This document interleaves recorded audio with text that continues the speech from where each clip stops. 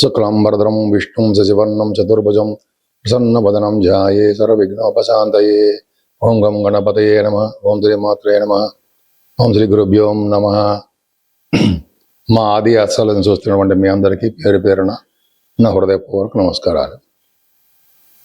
ఇప్పుడు మనం 12th July 2026 నుండి 18th జూలై 2026 వరకు కూడా 12 రాశుల వారికి ఎలా ఉండబోతుందో తెలుసుకుందాం. కుంభరాశి వారికి జనరల్గా చెప్పేది ఏంటంటే వారికి యోగాలు ఉంటాయి.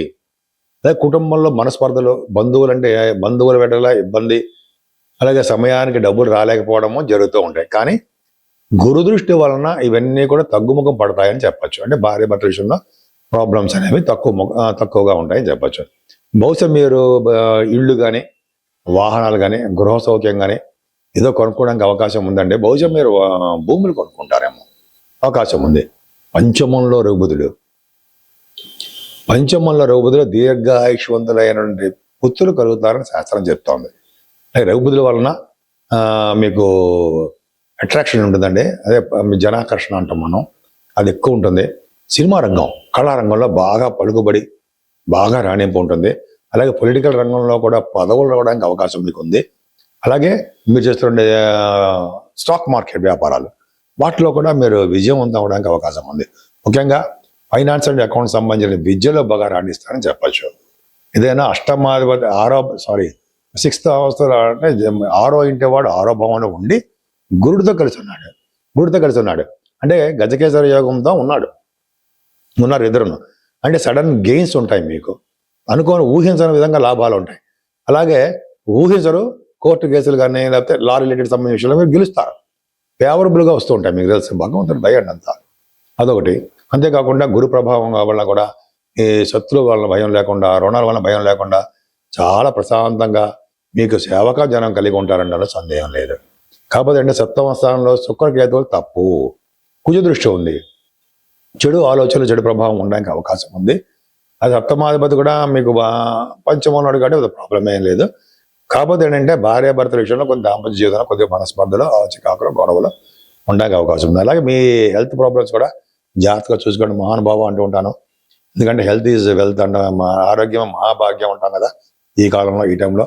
సో మీరు చాలా జాగ్రత్తగా ఉండాలి. పాదాలకు సంబంధించినది కానీ, మోకాళ్ళకు సంబంధించిన కానీ మీకు కాళ్ళ నొప్పులు, పాదాల నొప్పులు రావడానికి అవకాశం ఉంది. ఏదేమైనా 10th హౌస్ బాగుందంటే మీకు భాగ్యాధిపతి కూడా చాలా బాగున్నాడు. భాగ్యాధిపతి సప్తమంలో ఉన్నాడు కాబట్టి అంటే మీకు చేస్తున్నటువంటి వ్యాపారాల్లో కూడా ధన సంపాదన ఉంటుందన్న సందేహం లేదు. సినిమా రంగంలో కూడా మీరు ఉంటారు, అవకాశాలు ఉంటాయి. 10th హౌస్ మీ ప్రొఫెషన్ చాలా బాగుందండి. నేను కుజుడు బ్రహ్మాండంగా చూస్తున్నాడు, గురుడు చూస్తున్నాడు కాబట్టి గవర్నమెంట్ సంబంధించిన ఉద్యోగాలు రావడానికి అవకాశాలు ఉన్నాయి. ఎవరైనా ప్రయత్నిస్తుంటే గవర్నమెంట్ సంబంధించిన ఉద్యోగాలు వస్తాయి. అలాగే సాఫ్ట్వేర్ రంగ ఉద్యోగస్తులు కూడా రావడానికి అవకాశం ఉన్నాయి. మనం ట్రై చేసుకుంటూ ఉంటాయి. ఆల్రెడీ ఉద్యోగాలు ఉన్న వారికి బ్రహ్మాండంగా ప్రమోషన్స్ వస్తాయి. డబ్బులు, వాళ్ళ ఆదాయ వనరులు పెరుగుతాయనే సందేహం లేదు. నేను మీ వాడ్రేవు ఆదినారాయణరావు శర్మ, డాక్టర్ వాడ్రేవు ఆదినారాయణరావు ఉంటాం.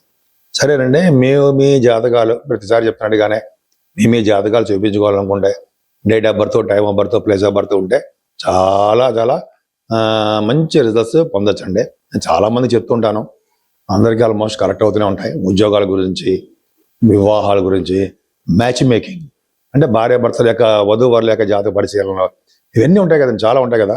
ఇది నేను ఒక్కడనే చూస్తూ ఉంటాను. మన దగ్గర ఎవరు ఉండరు చెప్పడానికి. అంటే వేరే వాళ్ళు నమ్మద్దు. అంటే నా ఆది అస్ట్రాలజీ పెట్టి కొంతమంది కూడా ఉన్నారు. అవన్నీ నమ్మవలసిన అవసరం లేదు. నేనే ఆది అస్ట్రాలజీనే ఉంటాను. నేను ఏ అంటే తెలుసు కదా మీకు, అదొకటండి. తర్వాత వాస్తు సంబంధించిన విషయాల్లో కూడా మన పేరును బట్టి ఏ దిక్కుని మనం ఉంటే, అంటే ఈస్ట్ సైడ్ ఫేసింగా, వెస్ట్ సైడ్, లేకపోతే నార్త్, సౌత్ అంటాం కదా, ఆ ఫేసింగ్లో ఏది కలిసి వస్తుంది మనకి అనేది కూడా చెప్పచ్చు. మీరు తెలుసుకోవాలంటే మనం ఫోన్ చేయించండి. అలాగే మనం వాస్తు రీత్యా కూడా నేను చెప్తాను, నాకు కూడా అనుభవం ఉంది. అంతేకాకుండా మీరు మీ అంటే జాతకాలు కానీ, వాస్తులు కానీ తెలుసుకోవాలనుకుంటే క్రింద స్క్రోల్ అవుతున్న నంబర్కి మీరు ఫోన్ చేస్తే సరిపోతుందండి.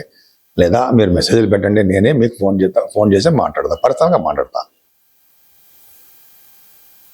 ఇప్పుడు 12 రాశుల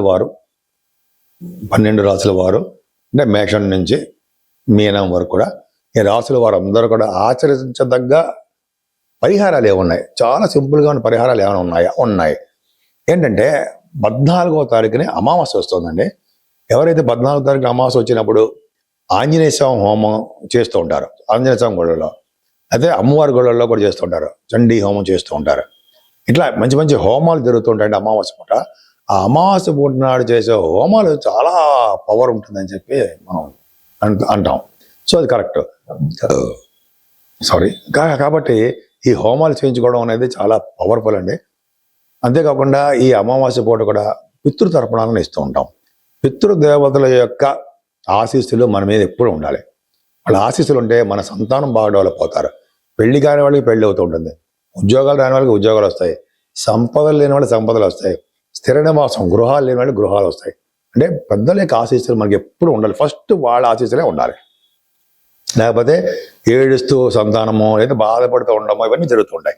సరే, అది పక్క పెడదామండి. 15వ తారీఖు నుంచి ఆషాఢ మాసం వస్తుంది. ఈ ఆషాఢం అనేది ఆ రోజు కూడా మంచి మంచి కార్యక్రమాలు ఏది చేసేలా కూడా పరమ పవిత్రంగానే ఉంటుంది. ముఖ్యంగా దక్షిణ పుణ్యకాలం అని 17వ తారీఖు శుక్రవారం కూడా వస్తుందండి. దక్షిణ పుణ్యకాలం అంటే ఏంటి అంటే, సూర్య భగవానుడు 16వ తారీఖు వరకు కూడా ఉత్తరాయణం వరకు ప్రయాణిస్తాడు. తన గుర్రాలని ఉత్తరాయణం వరకు ప్రయాణించడం చేస్తుంటాడు. 17వ తారీఖు నుంచి ఆ రథము దక్షిణం వైపు మరలుతుంది, దక్షిణ ప్రయాణం చేస్తూ ఉంటారు. అంటే అర్థం ఏంటంటే, సూర్య భగవానుడు మకర రాశి నుండి మిథున రాశి వరకు ప్రయాణం చేస్తూ ఉంటాడు కదా 6 నెలలు. ఆ 6 నెలలనే ఉత్తరాయణం అంటాము. అలాగే కర్కాటక రాశి నుంచి మళ్ళీ మకర రాశి వరకు అంటే ధనుసు రాశి వరకు ఆయన దక్షిణాయన పుణ్యకాలం అంటాం, దక్షిణాయన వైపు ప్రయాణం చేస్తుంటారు. ఈ 17వ తారీఖున చేసే పుణ్యం చాలా, అంటే పుణ్యకాలం అంటాం. ఈరోజు చేసే దానాలు, జపాలు, స్నానాలు, ఇలా అనేక రకాలైనటువంటి మంచి మంచి పనులు చేయడం వలన చాలా చాలా మనకి విజయం కలుగుతుందని చెప్పి మనం అనుకుంటూ ఉంటాం. సో 17వ తారీఖున అనేది చాలా పవర్ఫుల్ అండి. విష్ణువుని ఆరాధించాలి. అలాగే శివాభిషేకాలు చేసుకోవడం వలన చాలా ఉన్నతంగా రాణిస్తారు. ముఖ్యంగా అమ్మవారి యొక్క ప్రభావం ఉంటుందండి. అమ్మవారి యొక్క దర్శనాలు చేసుకోవడం వలన, అమ్మవారి యొక్క అంటే లలితా సహస్రనామాలు అంటాం, మీకు తెలిసే ఉంటుంది. అలా చేసుకోవడం వలన 108 నామాలు ఉంటాయి కదా, ఆ లలిత సహస్రనామం చదవడం వలన ఇంటిలో ఉన్నటువంటి, గృహంలో ఉన్నటువంటి పీడ తొలుగుతుందండి. అంతేకాకుండా ఈ పుత్రుల్లో కొంతమంది బాలారిష్టాలు అడుగుతారు, అరిష్టాలు అవన్నీ తొలగి దృష్టి దోషాలు కూడా పోతాయని చెప్పి మనకి తెలుసుకున్నాము. అది కరెక్ట్. లలితా శాస్త్రం చేసేవారికి, ఆంజనేయ స్వామి వారికి చేసేవారికి కూడా, ఆంజనేయ స్వామి అంటే మీకు తెలుసు, ఆంజనేయ స్వామి వారికి పూజించడం, అవి చేసేవారికి కూడా మంచి శుభ ఫలితాలు కలుగుతాయి అనడంలో సందేహం లేదు. బ్రహ్మాండ ఫలితాలు కలుగుతాయి.